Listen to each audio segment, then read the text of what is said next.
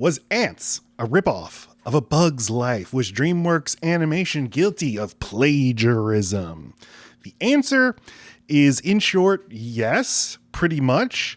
But my analysis of the situation is it doesn't really matter, but I'll walk you through the story if you don't know it. It's a very interesting story, and it dates back a long time. But let's start in 1994. Jeffrey Katzenberg, who had run Disney's movie studios since 1984 for 10 years, left Disney. Now, he is given credit, whether rightfully or wrongfully, people debate this, given credit for the Disney Renaissance that happened with Little Mermaid, Beauty and the Beast, Aladdin, and The Lion King. He was seen as sort of an animation guru, despite him being an executive who didn't actually animate, but this is at least the title he's been given by the public and the press and the industry. So he leaves Disney under whether he was fired or not. That is also a matter of debate, but he leaves in 1994, and it's the culmination of a very long simmering feud with Disney CEO Michael Eisner.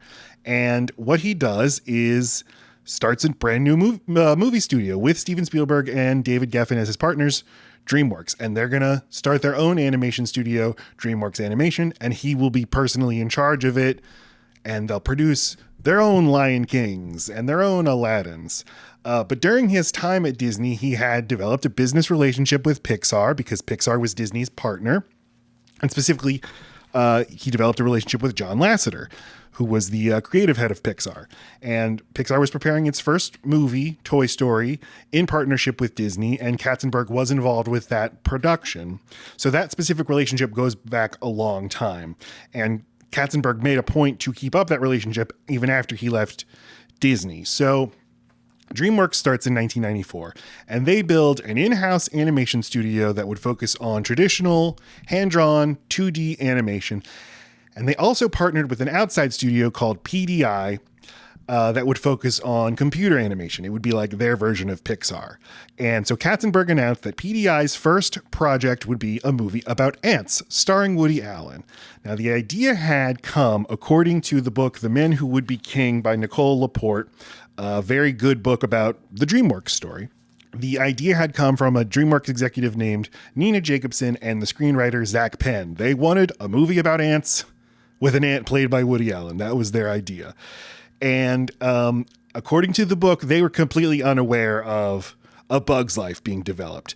But even if they weren't aware, Jeffrey Katzenberg certainly was. And when he announced to his animation team that they would be making Antz, the team responded, "Aren't you nervous that, isn't it weird that we're doing this when Pixar's making A Bug's Life?" And Katzenberg apparently responded, "Who cares? Our movie's going to be so much better."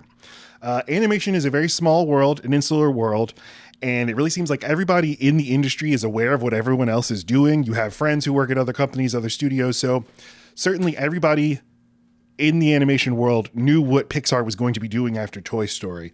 But multiple sources detail a meeting that Katzenberg had in 1995 after he had started up DreamWorks with John Lasseter and Andrew Stanton. These two apparently came to visit Katzenberg at his new office after DreamWorks had started, and it was a friendly social visit. They were just chatting about what each studio was up to. And the Pixar guys told Katzenberg that after Toy Story, they were moving on to A Bug's Life, or a movie about bugs focusing on ants. So it is, undisputed that Katzenberg knew about A Bug's Life when he gave the green light to Antz. But there is another wrinkle. So according to The Men Who Would Be King, when Lasseter heard about Antz, he called Katzenberg to ask him, "What the hell, man?" And Lasseter said Katzenberg then became very weird and paranoid and ranted and raved about how this was all about Disney being out to get him. And Lasseter said he realized Antz is being made to get back at Disney. And then there's another wrinkle. The first movie underway at DreamWorks' in-house 2D animation studio was The Prince of Egypt. And this was a very personal passion project of Katzenberg. Very unusual tentpole animated movie, but he thought it had the potential to be an Aladdin-level hit. But news broke that Disney would be releasing A Bug's Life during the same month as The Prince of Egypt, and Katzenberg took this very personally. He thought that this was Michael Eisner being out to get him and trying to steal his movie studio's thunder, and I think there's some validity to that. It's certainly rational that he was upset about this, but he basically thought, well, that will cannibalize The Prince of Egypt. Everybody's going to be all the people who are going to see an animated movie that month are going to see the follow-up to Toy Story, not my movie about ancient Egypt. So Steve Jobs, the CEO of Pixar, when he heard about Antz, he called Katzenberg to yell at him. He was his own very spiteful man and a Hall of Fame screamer. I would love to hear this phone call that they had, but according to Walter Isaacson's book about Steve Jobs, Katzenberg on this phone call offered to cancel Antz if Pixar would just change the release date for A Bug's Life. And then Steve Jobs says, I don't work for Disney, I can't do that. And Katzenberg says, you're Steve Jobs, of course you can do it. Just pull some strings, or how about this? Just slow down production of A Bug's Life so that it gets delayed. And each side dug in. Jobs was not going to be doing that. Pixar was not going to be doing that. So they just dug in. And Antz is now this movie begun out of spite. And Katzenberg decides, you know what? We're going to move up the release date of Antz. Instead of it coming out after A Bug's Life, we're going to have it come out 6 weeks before A Bug's Life. So this already rushed and low budget production is rushed even more because they have to get it out 6 weeks before A Bug's Life comes out. To the public who are not following all of these industry machinations, it certainly seems like Pixar is ripping off DreamWorks by having its own bug movie.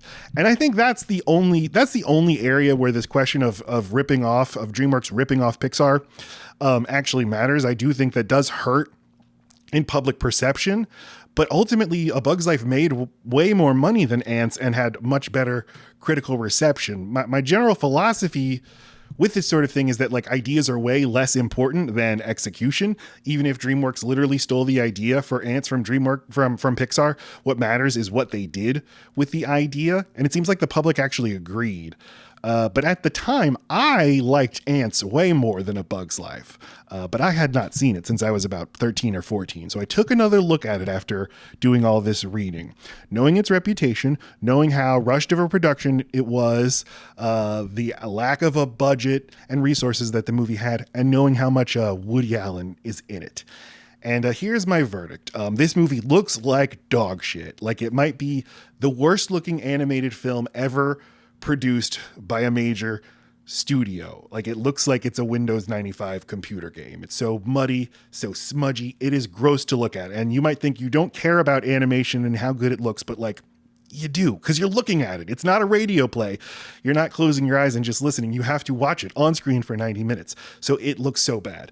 But may God strike me down for saying this, I kind of like the movie. It's a lot of fun. It has a really great script. If it was this script produced by Pixar, which they would never do, you'd really have something special. But I like that it makes a very concerted effort to not be Disney, and this would be DreamWorks' brand going forward, especially with Shrek. But you will hear words in this movie like bitch and damn and crap to refer to literal crap, which some bugs consume. They consume crap. And there's also like a discussion about sort of Marxist philosophy. Like there's a suggestion that the workers steal the means of production.